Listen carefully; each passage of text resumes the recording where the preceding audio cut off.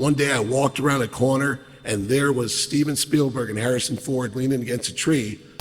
Sword of Omens, come to my hand. I, Lion-O, command it. Thundercats, ho! And you're watching The Dorkening. Thank you. Captain Cal has written off on this. Everybody, welcome to the third day of Terrificon at the Mohegan Sun. How much fun has everybody had this weekend? I mean, in all honesty, has this been amazing? What? Huge thanks, if you see the man on the end, that is Mitch Halleck. If you've had fun this weekend, and we now? have. I'm sorry.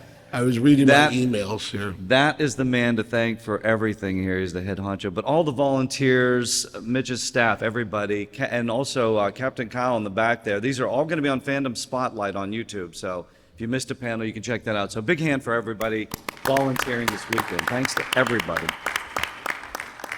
My name is Joe Stuber. I'm the creator host of the podcast Comic Book Central. But for the past, I'm going to say 12 plus years, I've been a proud member of a podcast called the Indy Cast. So if you are an Indiana Jones fan, you might be familiar with that podcast. It's at the IndyCast.com. And the other gentlemen that you see on the panel here today, we have all been part of that. So I'm just going to go down the line here. To my left is Keith Voss. Keith and I have been producing comic book segments. So there's a lot of Indiana Jones comic books out there. So we've been producing comic book segments where we review all the comic books. We talk to the comic book creators. We have a lot of interviews. Keith has also done radio dramas. So if you're a big fan of radio dramas, listening to those, he's brought some of those comic books to life. There's some original adventures. There's a 2-hour epic adventure radio drama that's out there right now, bridged to yesterday. So you want to check that out.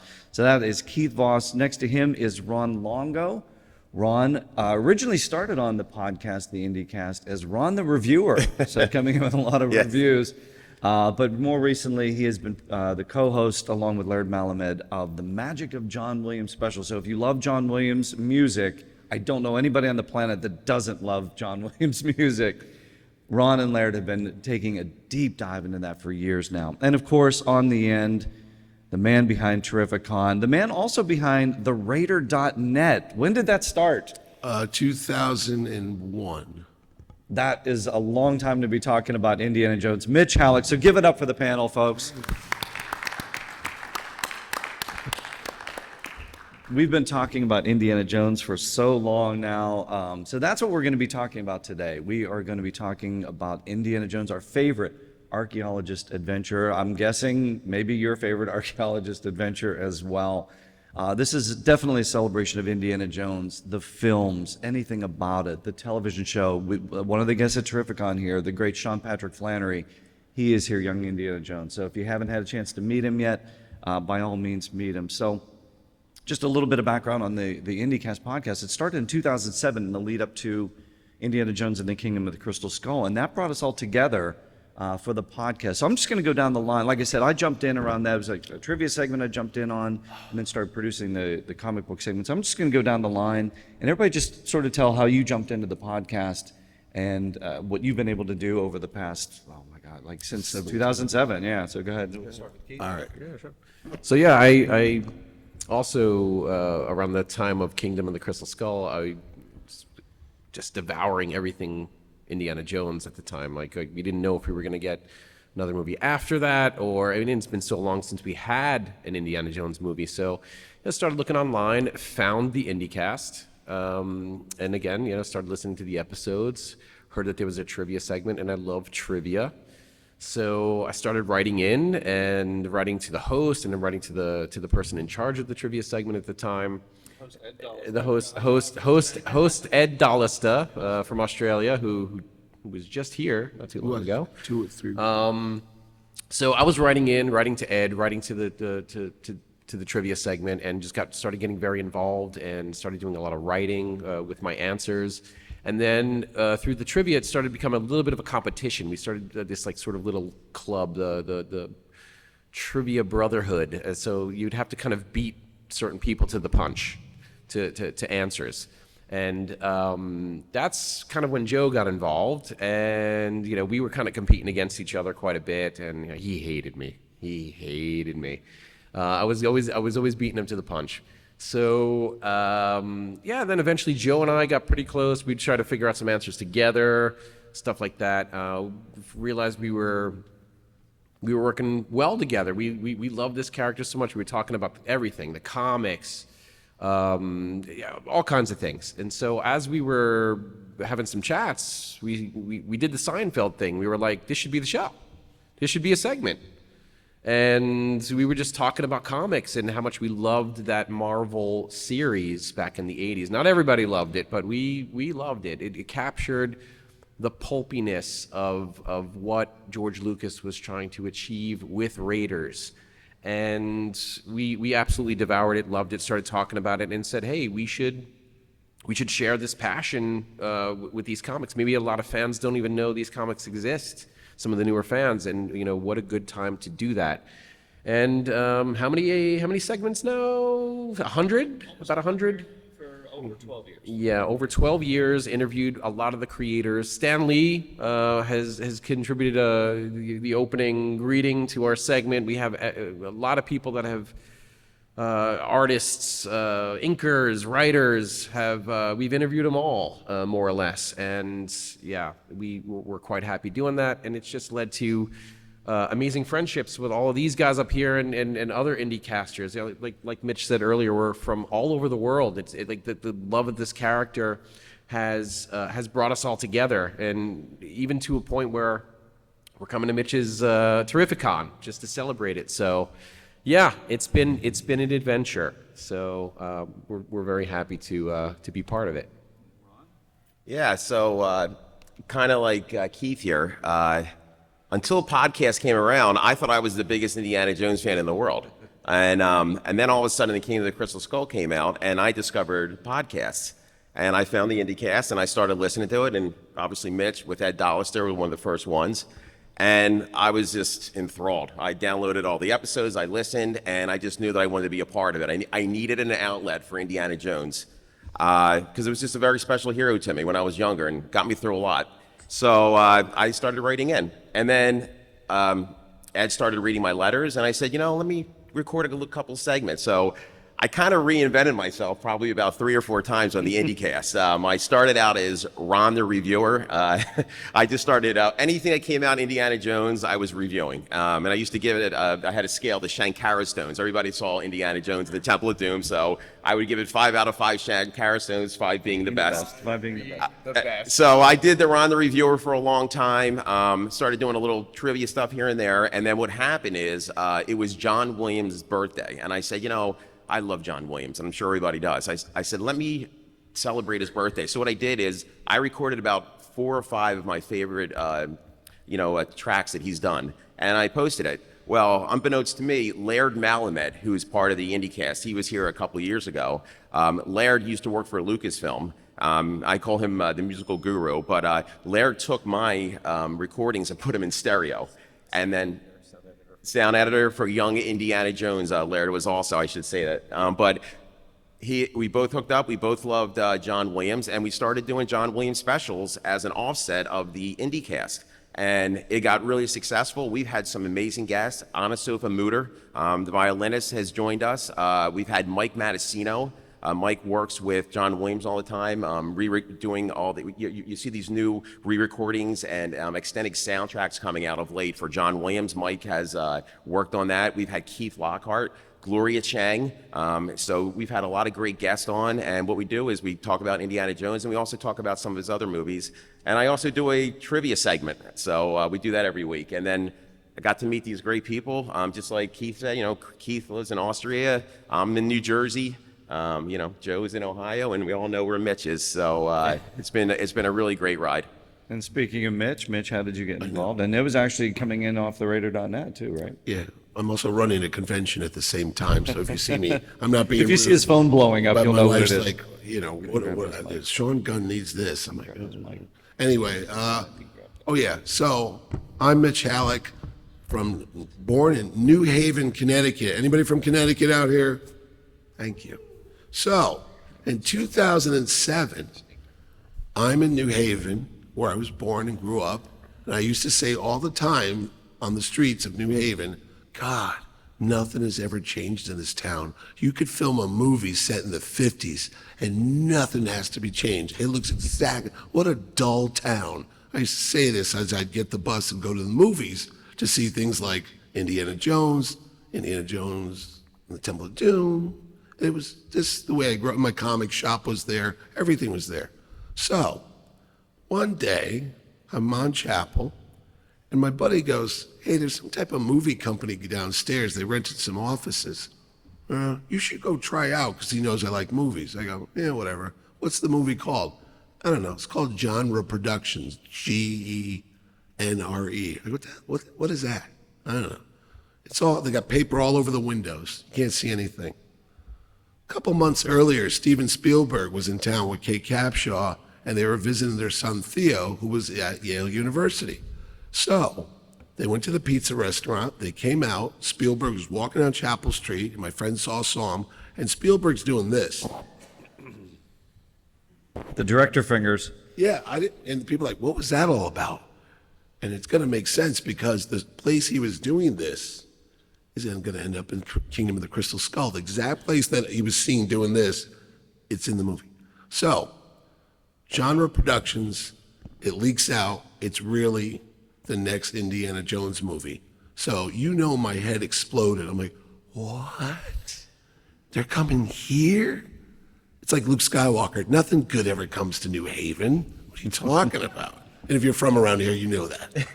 And we can say that because I'm from there, so don't give me any crap. So anyway, so the whole idea that George Lucas, Harrison Ford, Steven Spielberg are coming to the place that I grew up and go to the movies, I'm like, oh my God, I got to be in that movie. So they had an open casting call. I ran down there. If you ever want to be in a movie that you're a fan of, don't wear all the stuff because they'll call security.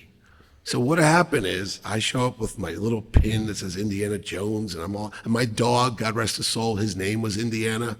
Yes, we named the dog Indiana. So anyway, Dog? so I go down there, and there's thousands of people, and I'm like, oh my God. And I get there, I love Indiana Jones. I know everything about him. His name is Henry Walton Jones Jr. He was born July. They go, nutcase. I didn't get the part. But my friends Shocking. My friends got in the movie. But what I did do is I started walking around New Haven, and I started taking pictures of all the buildings that they were remaking to be Indiana Jones. And next thing you know, there was a thing called... Oh!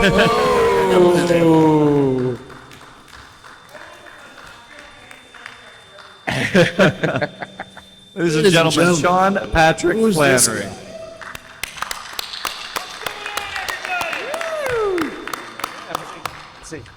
Good to see If you. I got to get stepped on by somebody, it would be Sean Flannery. Well, real quick, I'll cut to the end of the story. I'm writing for a thing called the Raider.net. It was a website. It was all about Indiana Jones. It was about Temple of Doom, Crystal Skull, even the young Indiana Jones. And I used to write articles about it. And then I started taking pictures of all the sets in New Haven and all the stuff that was going on, the stuntmen, the actors. One day I walked around a corner, and there was Steven Spielberg and Harrison Ford leaning against a tree, just drinking water, talking about the next scene. And I'm like, oh my God, it's like from here to there.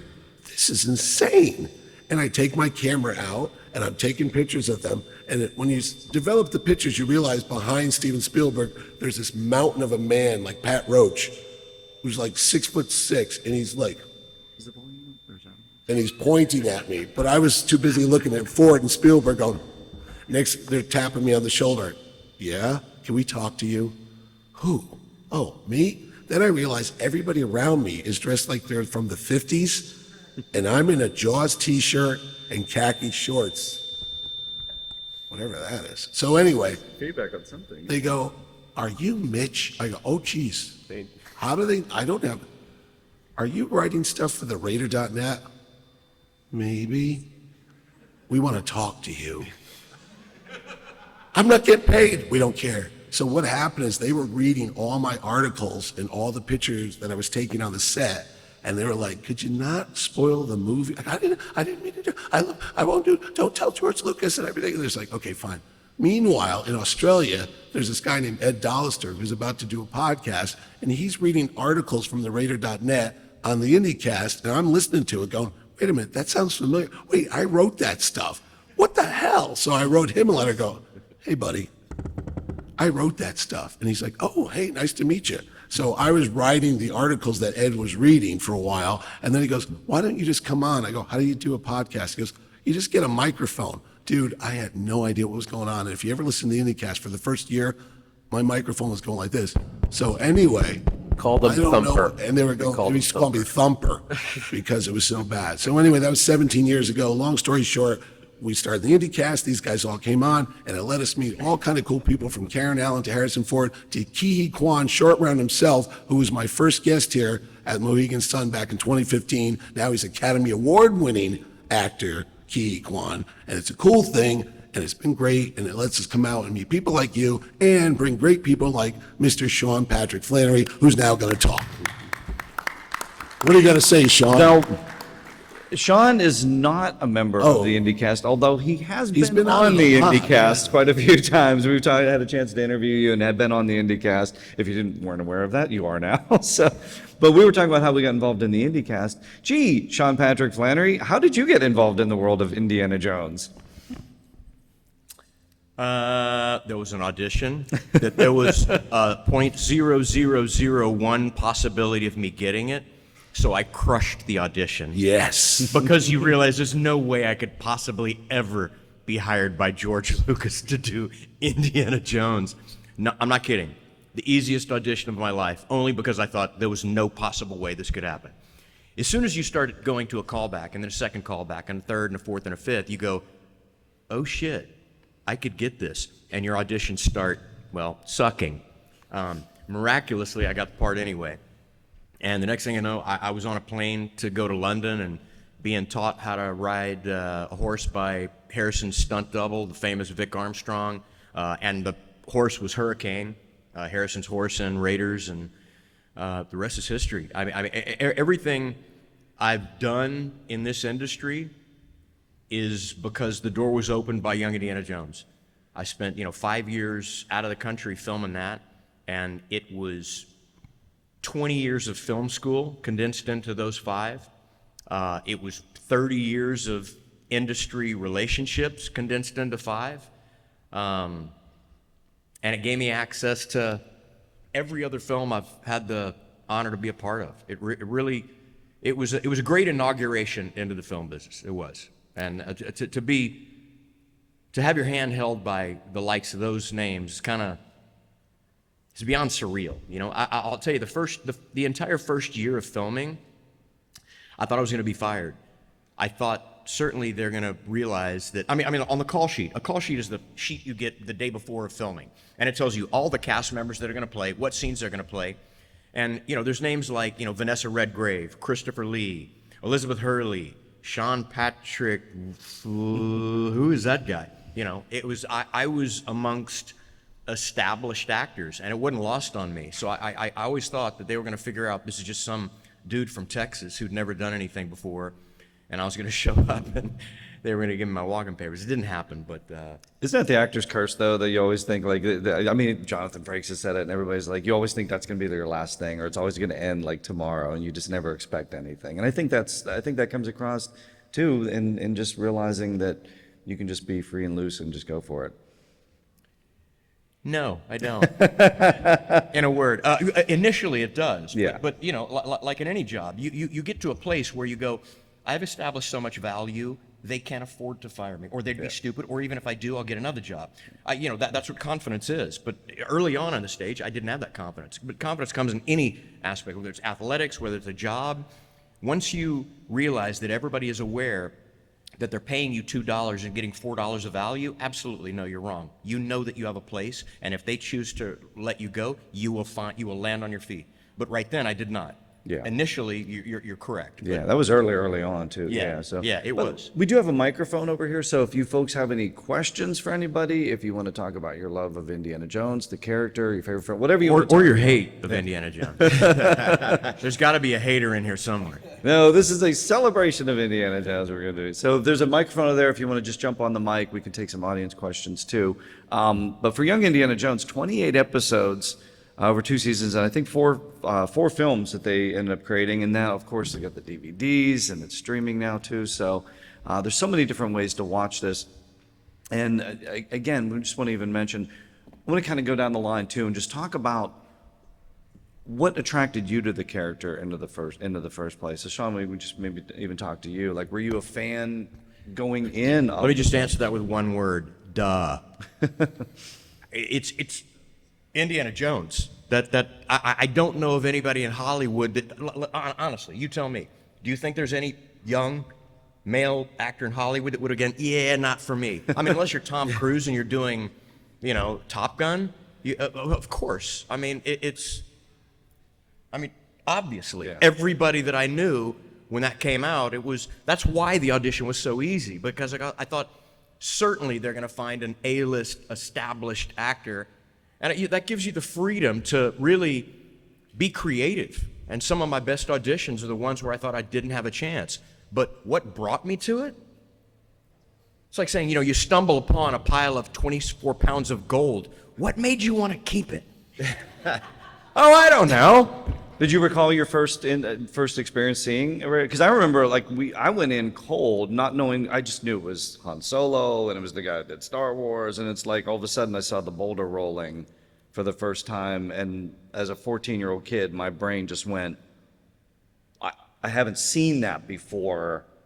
What did I just see? And then I can't wait to see it again. We literally just went to the next showing. The first 30 minutes of Raiders, I think, like a lot of y'all, was the most different cinematic experience I've ever had in my life. Yeah. I've never seen a film with that big of a separation or jump in excitement. You hear these stories about, ooh, I was on the edge of my seat. And really, you're like, okay, I liked it, but I wasn't on the edge of my seat. The only film that happened was the first 30 minutes of Raiders. That was a physical, tangible experience to me, where they're shooting arrows and he's running, and I'm looking behind me, and that was crazy to me.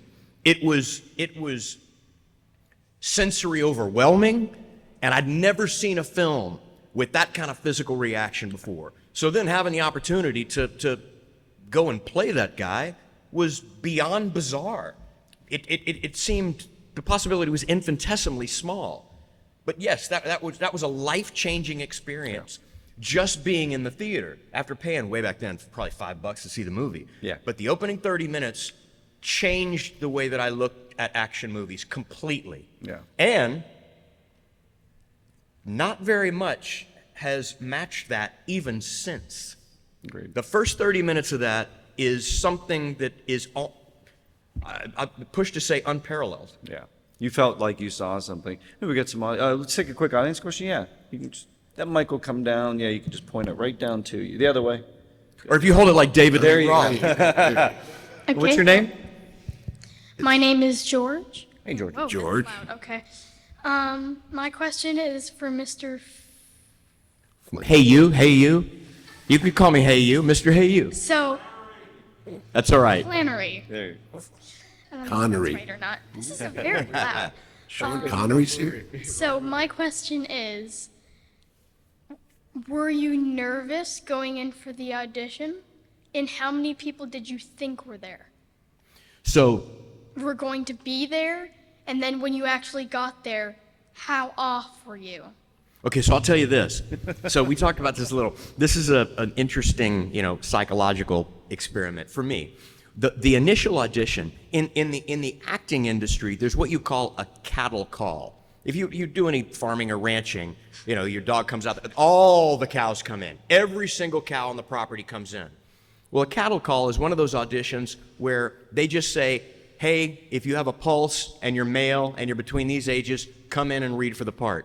And you're not even reading for the casting director. You're reading for the casting director's assistant's assistant's assistant.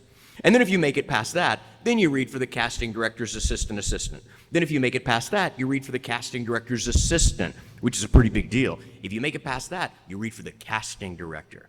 And then you do a callback for the casting director and the producer. Then you do a screen test for the casting director, the producer, and the director, and George Lucas. I'm not kidding, it's that involved.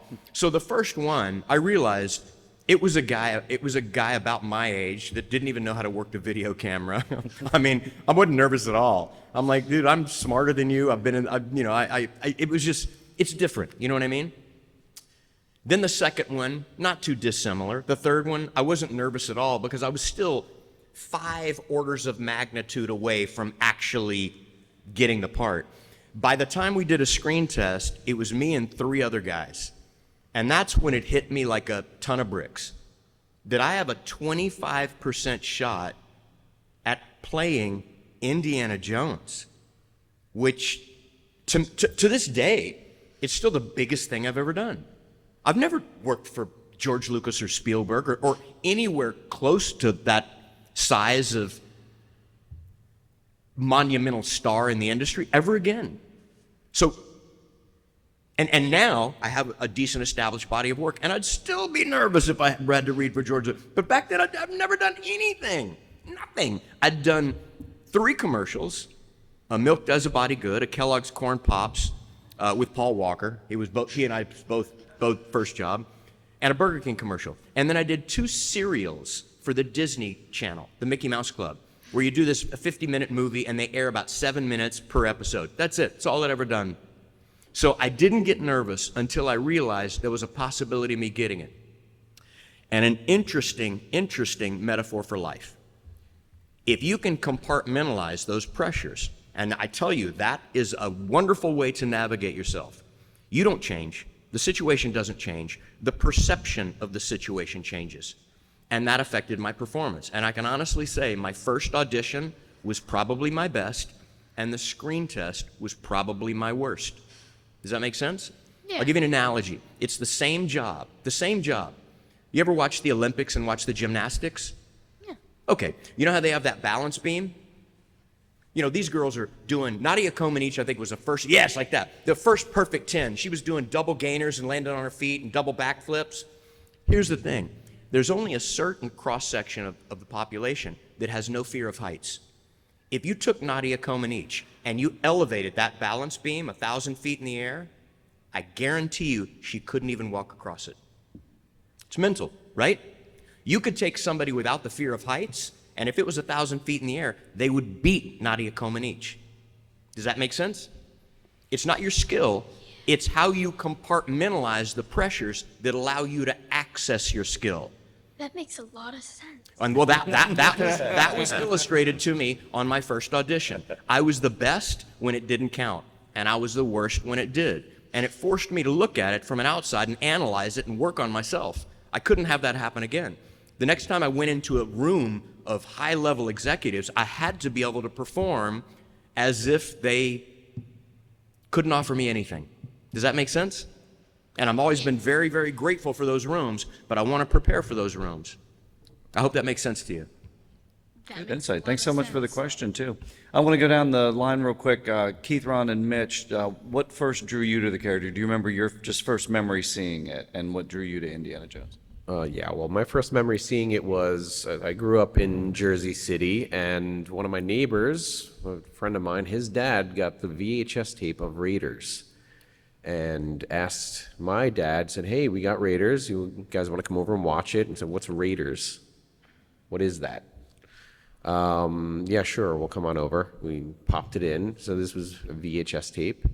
And I don't know if you guys remember or if anybody saw that same VHS tape, but there was a small teaser for Indiana Jones and the Temple of Doom before that.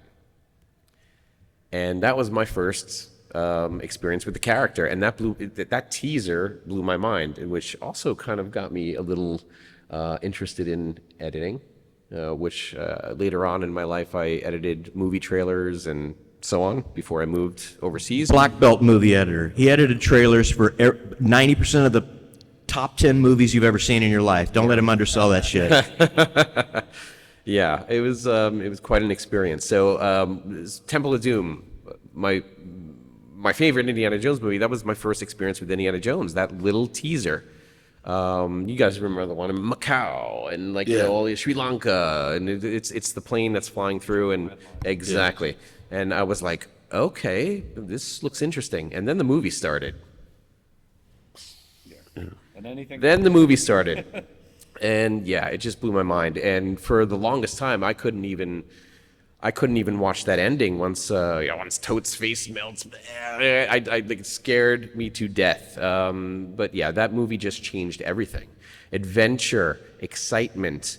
It's Han Solo, but what's going on here? It's a different character. I think I like this character a little bit better, actually. Different, but equally as cool. Which is crazy, right? It is. So, he was going off to exotic places, and, he was with beautiful women, and he was a smart guy. He was almost a secret agent. He's the American James Bond. So that's what got me interested, and I watched that thing over and over and over again, and got the action figures, got all the toys, went on adventures with my Indiana Jones figures. That movie changed everything for me. There's a handful of films in my life that influenced me to say, how did that film get made? Not just like you enjoy it, you sit back as a viewer, as a movie lover, and say, wow, that's an amazing film, but like, how did they make it? When the music hits, I feel a certain way. When I see the character do something in particular, it makes me feel a certain way. So it was about the technique of editing and the technique of music placement. We talked about this yesterday pretty much most of the day. So that got me interested in the technique and aspects of filmmaking.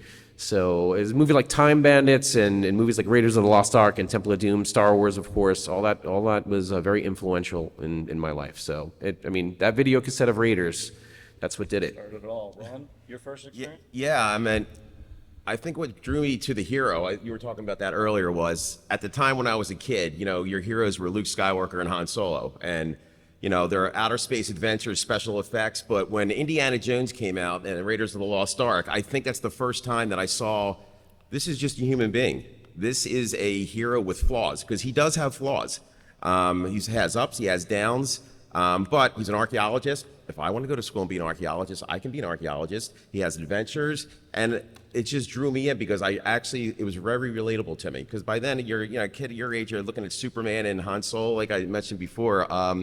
And another thing that I really enjoyed is the effects. Everything was so practical back then. Unfortunately, now as we get a lot of CGI, but seeing that movie and the stunts were just absolutely amazing. And there was no green screen. It was great. As a matter of fact, I don't know if everybody remembers, but a little after Raiders of the Lost Ark came out, there was the stunts of Raiders of the Lost Ark. They put it on television, and it was absolutely phenomenal. I own that VHS tape. I was watching it and just seeing how hard they had to work to really make the audience happy and have something tangible, something that we can relate to, really made me a fan of it. And seeing it for the first time with my father, God bless him, but my dad took me to see it, and boy, I tell you, it was great. But I will tell you something funny, though. You mentioned having the VHS tape. I live in New Jersey, really close to Philadelphia, and we were the first ones to have Raiders of the Lost Ark on the VHS tape. My dad said it fell off the back of a truck. And every kid in my neighborhood came to my house, and we watched Raiders of the Lost Ark. The copy was a little, somebody was in the back taping it, but and we watched it over and over and over, and I just loved the character, and it drew me in. And you said Temple of Doom, and Temple of Doom is another great. Everybody remember Temple of Doom is a prequel to Indiana Jones. So if you kind of look at Temple of Doom, you kind of see his growth a little bit, which I really liked what Spielberg did on that one, and see how he comes full around. In Temple of Doom, remember, he cares about fortune and glory. All he wants to do is the treasure, but at the end he realizes he's saving the village and all, and then that brings in the Raiders, and it makes really good sense to me. But that's really what brought me in to that hero. Cool. And then Mitch, and then we'll take some audience questions. Well, there was a newsletter. I was part of the Star Wars fan club, and it was called Bantha Tracks. I don't know if you're old enough to remember that, but you'd get this newsletter in the mail. There's no internet, and Empire Strikes Back had come out. We're all waiting for the next chapter, Revenge of the Jedi, before they changed it. And there was a little tiny blurb in the back of one of those issues, and it had a drawing by an artist that I knew named Jim Steranko. And it looked like Humphrey Bogart standing in a desert. And I'm like, what is this movie? And it says, coming next summer, Raiders of the Lost Ark. And I just stared at that picture of this Humphrey Bogart-like guy in a desert with like guys on camels and guns. And it made no sense whatsoever. It looked nothing like Star Wars. And then I'm like, okay, when that comes out, I'm going to see it. So early June, they used to have sneak previews of movies years ago, and they would do a double feature. And on that Friday, like early June, before Raiders opens, playing with a new Richard Pryor movie called Bustin' Loose. I don't know who picked these movies, you could go at Friday and you get 2 movies for the price of one on this brand new movie called Raiders of the Lost Ark. And I said, my dad, can you take me? Because I got to work. I was like 12. I couldn't drive. So I begged my old Italian grandmother to take me to the movies to see this on a Friday night. It was a Richard Pryor movie. And she's like, what are we doing here? I'm like, I don't know. So Raiders comes on. It's not in space. There's no Star Wars. I'm like, what's going on here? And then, like Sean said earlier, what's happening? And it's on the screen. And nobody in the audience knew what to expect either, but it was sold out. We're all like, and you could hear a pin drop. And then you start to hear people start to laugh when, you know, the spiders are on him and he's hugging Indy and all that. And there's some sense of humor, but then there's some trepidation too. And then the spikes come out and like, you go first, if you insist in your, you know, and is this a comedy? What's going on here? And it's like, I got chills thinking about it. But everybody was instantaneously into that movie. And then he's running over the hill screaming at Jock, and there's one guy, and then there's like 50 guys chasing behind him. Everyone's like laughing and cheering and all that. And I mean, I don't know what this is, but I love this, you know? And then he gets in the plane, and what's there? Oh, that's just my pet snake, Reggie. Now, my grandmother, God rest her soul, had a fear of snakes like you wouldn't believe. And she's like, ugh, and she hits me like that. I'm like, ow. And she's like, oh my God. And she's swearing in Italian at me. I'm like, oh, no. Calm down, Graham, calm down. So the movie's fine, we're all good. She's like, what kind of movie did you take me to? I go, I don't know, Graham. Then the Well of the Souls happens with thousands of snakes. My poor grandmother ran out of that theater screaming, ah! And I'm like, moral dilemma. Do I go after my grandma? But this is the best part. She'll be okay. So I sat there, and I look in the back of the theater. They used to have these little round windows, and my grandmother was like 4'11", and I see this little head sticking up like that watching the movie. She showed up about 20 minutes later when they were at the Flying Wing. She goes, I'll never take your seat to the movies again. This terrible movie. I'm like, can we go see it tomorrow when it opens? And she, what? So that was my first experience. And the reason why I love Indiana Jones and my father loves it, I got an F in religion class in Catholic school. You know how bad that is? I got an F in history. I was a terrible student. But when I started watching Raiders, I go, hey, the Ark of the Covenant, that's what Mr. Parkinson talked about in religious class. Suddenly I got into that and I got my F to an A. My history class went from F to an A. So if it wasn't for Indy, I probably would have got a lot more beatings from my dad for paying all that money for Catholic school, and I was flunking out. But thank you, Indiana Jones, and you know. And we probably wouldn't have had a that's it. Terrificon either. And I We wouldn't have probably- been. If you now we ever got- noticed, the Terrificon logo looks a lot like the Raiders of the Lost Ark logo too. So it's influenced me. So that's my Indiana Jones intro story right there. Well, I think too, it was like we weren't used to that. Spielberg and Lucas were used to, this was their homage. I mean, Star Wars was the homage to Buck Rogers, and this was the homage to the 30s and 40s era, but we hadn't seen that yet, so it was something new to all of us. Let's take a few audience questions. You got to, I could That's only Matt. imagine it would Now be Matt and I met each Indiana other. Jones on this- himself. We met on the set of the Indiana Jones and the Kingdom of the Crystal Skull. Yes, we sir. were both volunteering for that show. Yes, never got to meet Harrison Ford, unfortunately, but I got. You can to move the meet mic. Shia- You can- up. yeah, Yeah, there you go. that was for George, but you can lift. I got to meet Shia LaBeouf on set, so right. that was the closest I got, and about a little bit further from where that speaker is, right over there. Harrison and Steven were Yep. that far from me. It was mind blowing. It was Saturday too. I remember that. Yeah. One day on the set, they told us don't talk to the Yeah, don't actors." talk to those people. Yeah. Don't make eye Yeah, contact. Yeah. but it was the greatest day of my life, Mitch, and just being able to see Hollywood magic like that being made, the the smoke effects, Oh, yeah, it's and crazy. then last year I ended up being able to go to that area where they filmed where the Russians crashed into the statue of Marcus, Yeah. and it was like I'm reliving 2008 again. Oh, I know. Yeah, it comes back like that. Yeah. Yeah. So the question I have is for both Mitch and for Sean.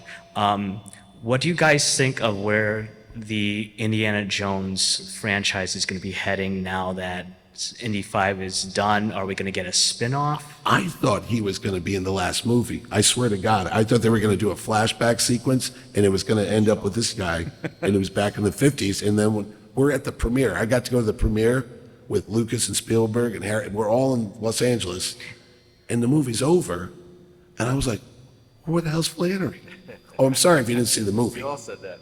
But anyway, I really think I asked you I about really that. thought because at your age now, I get a chance you to ask could you pick about it that. right up, and it'd be in the 50s and stuff, and you could, and you're still in good shape, and you could do it. Excellent shape. And why I literally thought he was good. Maybe it might happen. We don't You know. told me you'd sign up at a New York Minute for like. And nobody tells George Lucas. No. I get social media messages. Would you do it if they like? Are you shitting me? Yeah. I've made a career out of making movies that nobody sees. What do you, it's just yes, of course, man. I have no idea where they're going to go. You know, like it's such a like you perfectly illustrated it. The difference in a cinematic experience. Even people that aren't movie buffs, that was a different. It's you know you look at some bands like what was in the air when the Beatles came together. Yeah. That songwriting pair, there was some kind of magic. Same thing in Raiders. I mean, the score, the editing, the directing, the acting, the writing. It's so rare when all of the moving parts come together, and out of a 1 to 10, they're 10s. They're not 9s, they're not 8 5s, they're 10s. Mm-hmm. It's just rare. It's lightning in a bottle. And I don't know where it goes. I hope, for me, that it doesn't get watered down or tarnished, and they don't just try to like make its sake, because those original Raiders moments, and you know the Temple of Doom, and it's all, there's so many moments that are priceless. If they can bottle that and put it out, I will be the first person with $25, because that's like what a ticket is now, right? Yeah. Oh, I went to New York. It was 30. I was like, God, yeah. I took my $30 matinee at 4:00. We went for my birthday. I looked at the ticket. I go, $30 For one ticket? One ticket. What's a popcorn? It Like was 25? the popcorn was cheap. The popcorn was like $5, but we went to the IMAX on Columbus Circle. But I was like, $30. Wow. What are they gonna do? Make me like hang out with Indy on the screen or something? Yeah. Or swing around. I don't know where it goes, but I hope they try to come close to that. You know, you're never going to match it, but my God, I mean, now if a movie is a 7, people are singing from the rafters. You know, honestly, can you tell me a film that has matched the first 30 minutes of Raiders? I can't. No. I can't. No. You know. I hope they try to preserve that. I hope they look for that recipe. I hope they look back at why it was successful and try and put those moving pieces back into it. Because at my core, I'm a fan. Yeah. You know, I was that dude. I got a quick question for you. Should they have just set all the movies just in a 30s, early 40s era and don't touch it? Don't try to bring them into the 50s. Don't try to bring them into the 60s. Just keep Indy in that little magic pre-World War II mystical, when the world was still, you know, young and they didn't have technologies and, or, you know, is that where they should keep the character? Is that his sweet spot? Early 30s. You know, to me, it's like, you know, your grandma putting on a miniskirt. You know what I mean? You know, we're at a different place. It's like your dad putting a Speedo on. He's 75. Yeah. It's like you're at a different time. It's like sometimes, you know, there's this interesting intersection where you're hard pressed to find anything that's remade that lives up to the original. You know, there's the current era of thought that needs to see it, hear it, and understand it. There's the political climate, the social climate that makes it work in that moment. And it just shows a lack of creativity to keep going back to it's almost like there's not an original thought. So they okay, what else was successful in the 80s and the 70s? Let's bring that back to life. And it's always a laughable version of what it once, it almost tarnishes it. Yeah. And there's some amazing writers out there.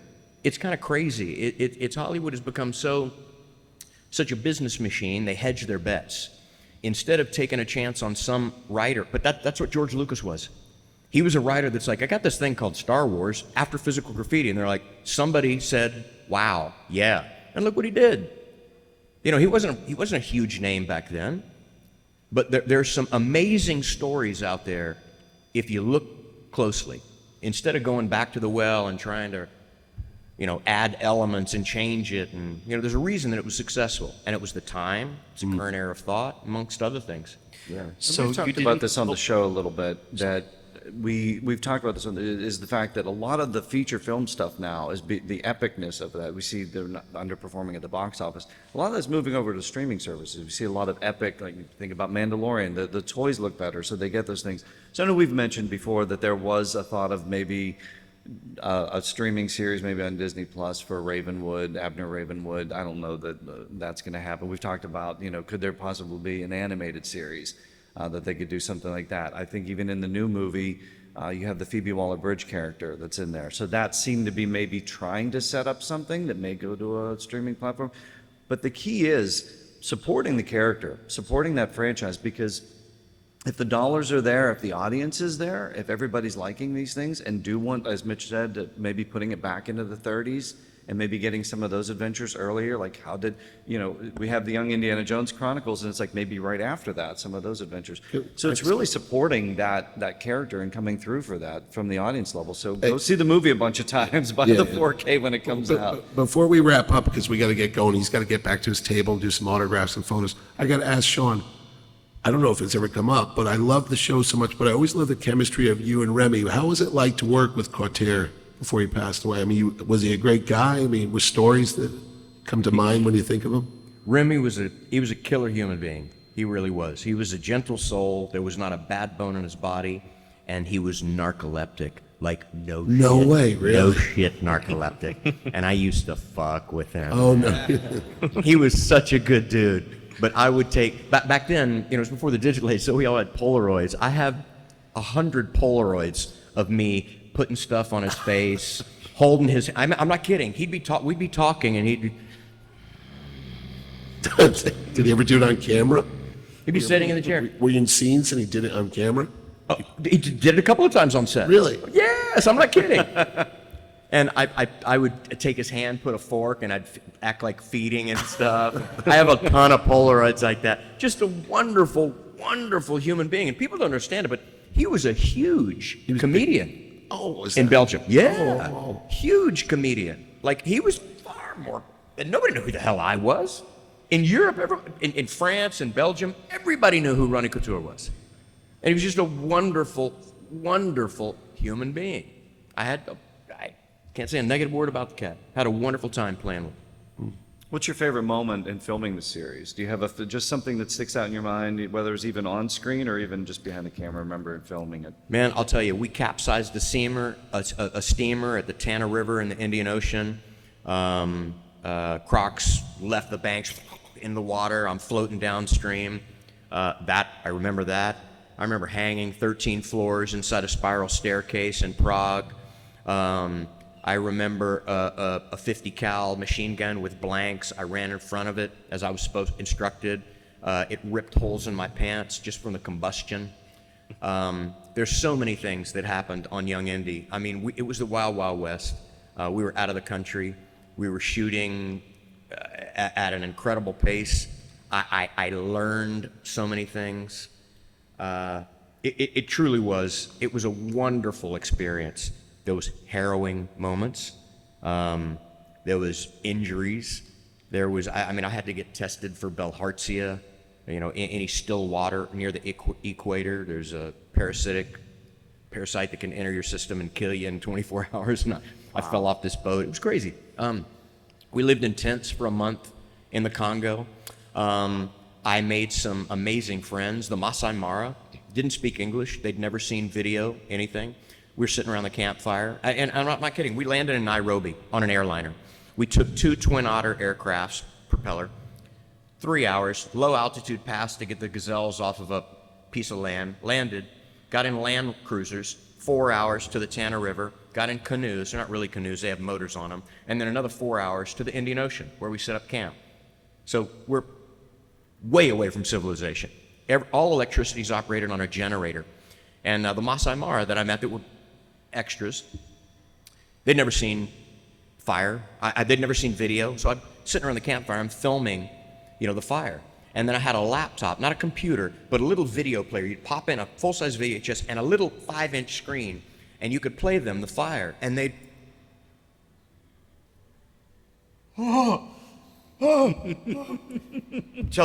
touching it, it's not hot. It looks exactly like fire. I traded for 5 Ethiopian crosses, which when you're 17, you have to go out and you have to kill a lion with a spear, a man, and you brand your wife with this Ethiopian cross. You put it in the blood of the lion, and you brand your wife. I have 5 Ethiopian crosses that I traded for 2 CDs, Jimi Hendrix smash hits and Led Zeppelin remasters. And I gave them a disc player and about 2 months of batteries. And the first time that they heard, I remember Crosstown Traffic by Jimi Hendrix. You put the headphones on and you turn it up. I mean, those moments, I tell you, are punctual. And I played hacky sack with them. And they were fucking good. They sucked when they started, and they were far better than me by the time that I left them. But leaving with the Ethiopian crosses that I know were such a part of their culture, man, I'll tell you, traveling to 56 different countries, it's meeting so many different people. There was more education in my 5 years of filming Young Indy than all of my years in elementary school, junior high, high school, and college put together. It was those moments that really made it something special. That's cool. You were that young and you got that experience that like no other teenager would get that experience, going to so many places. Not that young, brother. Not that young. I mean, when we first shot it, 91. I was born in 65, so I was 26. Oh. When we first started filming, I was already out of college. I wasn't a child actor. I was 26 years old, and playing 16 to 22. Pros and cons, man. I look like a child in college. I'm not kidding. I'm 20 years old by the time I graduate college, and there's a cute girl. I'm like, hey, what's your name? You're like, oh my God, you're gonna be so cute when you grow up. I'm like, I'm 20, you're 19. What are you? Come on, what are you talking about? That was the con, but it paid off in Hollywood. But yeah, I was 26, so I was already an adult, so I was in a position to really absorb it all and appreciate it. Awesome. The time we have left, thank you so much for the question. The time we have left, we want to make sure we know too. Sean's going to be signing at his table today, so make sure after this panel you go down and say hey and meet him at his table. Real quick, we're going to do. I'll skip out and I'll let them say their closing moments. But thank you guys. Your favorite moment from Indiana Jones. I want to get that out of you. And any of the films, favorite moment. Oh my God, I mean there was so many. Favorite moment, probably. Look, we were talking about in the Congo. I was walking to set, and they call them torches in England. It's flashlights. Yeah. So they give you a torch, and you're walking. It's about 200 yards down the Tana River to get to where the set was, all operating on jennies. And my foot hit a crocodile's head, and it knocked me off my feet and scurried, and it didn't want no part of me. I interrupted it, and its head knocked me off my feet and ran into the Tana River. I mean, that's where we were filming. We were visitors in the most dangerous part of nature known to man. It's moments like that. I'm not kidding. When I look back on it, there's moments in Young Indy that I'm blown away that I'm still alive. We shot, probably the thing that comes to mind is capsizing the steamer. And you can see the episode. There's a camera boat. We kept going down, turning, and making a U-turn. Camera boat, we're turning towards the camera boat. We did it 3 times, the tide is going down. We're on a radio, Motorola. I said, guys, the hull is scraping. If we do we probably have time for one more, but the tide's dropping. We turn around again and it'd free itself. We need one more. I'm like, guys, this is going to capsize. I mean, it's tilting, almost the water's coming up to the side. Sure enough, one of my Masamara friends, his name was Dai, and couldn't swim. And he's in a Belgian army uniform. We do it the final time, and I'm talking to him on the radio. I'm like, guys, the water is up to it's coming over the side of the boat. We do it again. Sure enough, it flips over. We're all running onto the bottom of the boat. I'm running up on the top of the boat. I look down. There's Dai in the water. His head's underwater. I jump in the water. I was a lifeguard as a kid. It was nothing heroic. He'd done it for me. But I run around, grab him by the two loops, like you have on your shirt, and I pull him back to the boat. Put him on there's it's wooden, but it's a life raft, and you can hold on to it. Put him on that, and I let go to swim around the other side where the ladder is, and suddenly the boat comes loose because the top of the boat now was scraping on, and it came and it started moving away from me. And on all of the banks, every morning going to set, you see these two knobs sticking up in the water. They're hippos, most territorial animal known to man. Everybody tells you the entire time you're there, don't worry about the crocs, worry about the hippos. If they see you and they can get to you, they will kill you. If they think you're in sight, they will kill you. All of a sudden, they're going underwater, coming towards me. All of the banks where you see the crocs sliver into the water. I knew for a fact, I didn't think, I knew for a fact I was going to be devoured and I was going to die. And sure enough, here's a camera boat. And I look behind me, okay, the camera boat's coming, the camera boat's coming, the camera boat's boom, right past me. They didn't see me. I mean, I'm swimming towards the camera boat because the boat's going away. They go all the way to the boat. Finally, somebody tells them, well, that's Flannery back there. The camera boat comes back and finally picks me up. They didn't get to me, but moments like that, man, it's like we did some gnarly things. I remember we charged out of the trenches with real bayonets on real rifles.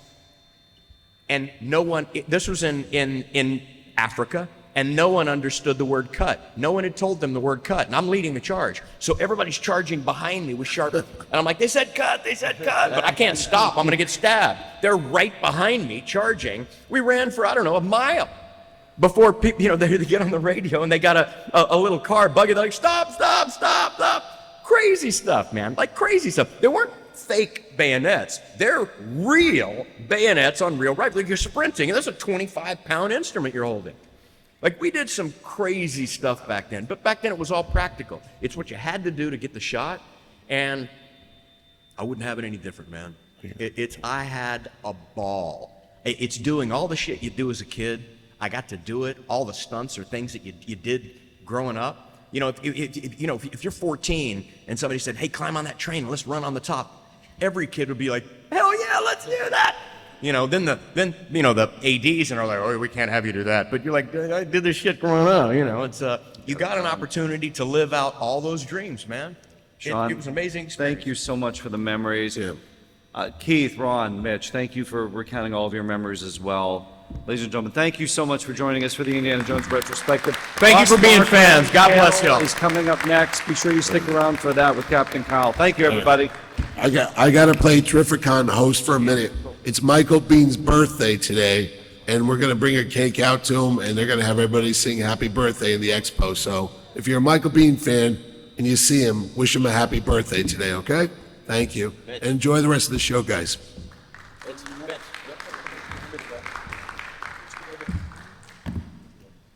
The fact that we made this shit eons ago and y'all still show up to hear stories is crazy. It's not lost on me, so God bless y'all and thank you.